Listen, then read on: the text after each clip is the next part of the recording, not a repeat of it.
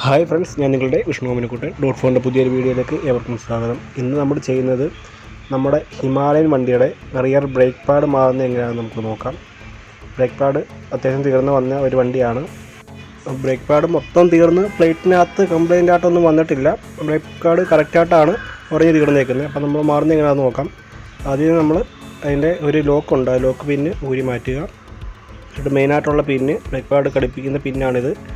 അത് നമ്മൾ പതുക്കെ കൊണ്ട് വലിച്ച് ഊരിയെടുക്കുക, അല്ലെങ്കിൽ ഒരു പ്ലെയർ ഉപയോഗിച്ചാലും ഊരി വരും.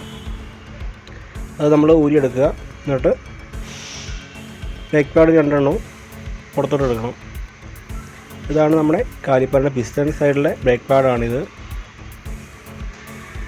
ഇനി അപ്പുറത്തെ സൈഡിലെ ബ്രേക്ക് പാഡും കൂടി കറക്റ്റായിട്ട് നമ്മൾ അത് ഊരിയെടുക്കുക. അത് ഊരിയെടുത്ത്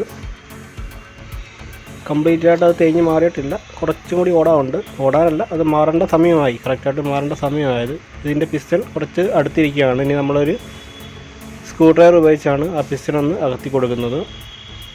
സ്ക്രൂ ഡ്രൈവർ കൊണ്ട് ചെറുതായിട്ടൊന്ന് അകത്തി കൊടുത്തു കഴിഞ്ഞാൽ പിസ്റ്റൺ അകത്തോട്ടൊന്ന് കയറിക്കോളും.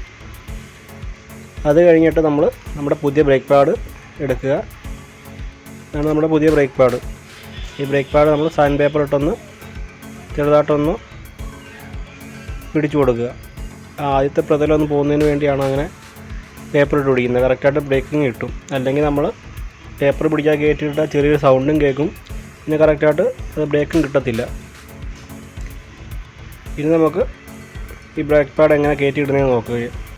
ആദ്യമേ നമ്മൾ ബ്രേക്ക് പാഡ് കയറ്റേണ്ടത് ഇടത്തെ സൈഡിലെ ബ്രേക്ക് പാഡാണ് കയറ്റിയിടേണ്ടത്. അതായത് നമ്മുടെ പിസ്റ്റൺ ഇരിക്കുന്നതിന് ഓപ്പോസിറ്റ് സൈഡിലെ ബ്രേക്ക് പാഡാണ് കയറ്റിയിടേണ്ടത്. അതിനുശേഷം അതിൻ്റെ മെയിനായിട്ടുള്ള പിന്ന് ഒന്ന് ശകലം കയറ്റി വെക്കുക, ആ ബ്രേക്ക് പാഡിനകത്തോട്ട് കയറ്റി വെക്കുക. പിന്നെ അടുത്ത ബ്രേക്ക് പാഡ് പിസ്റ്റൺ സൈഡിലോട്ട് കയറ്റി കൊടുക്കുക. പിന്നെ ആ ബ്രേക്ക് പാഡിൻ്റെ പിന്ന് കറക്റ്റായിട്ടൊന്ന് കയറ്റി ഇട്ട് കൊടുക്കുക.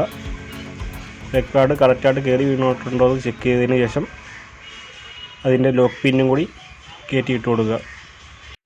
അതിനുശേഷം നമ്മൾ ബാക്ക് വീലൊന്ന് കറക്കി നോക്കുക, ബ്രേക്കിന് ജാം ഒന്നും ഇല്ലെന്ന് ഉറപ്പ് വരുത്തുക. പിന്നെ ബ്രേക്ക് പാഡ് കറക്റ്റായിട്ട് ഫ്രണ്ടിൽ കയറി വിടയ്ക്കുന്ന ഭാഗം ഇതാണ്. ഈ സ്റ്റെപ്പിലോട്ട് കറക്റ്റായിട്ട് കയറി വിടക്കണം. ഇപ്പുറത്തെ സൈഡിലും ഈ ഒരു സ്റ്റെപ്പിലോട്ട് കറക്റ്റായിട്ട് ബ്രേക്ക് പാഡ് കയറി വേണം. അപ്പം നമ്മുടെ ഇന്നത്തെ വീഡിയോ ഇത്രയേ ഉള്ളൂ.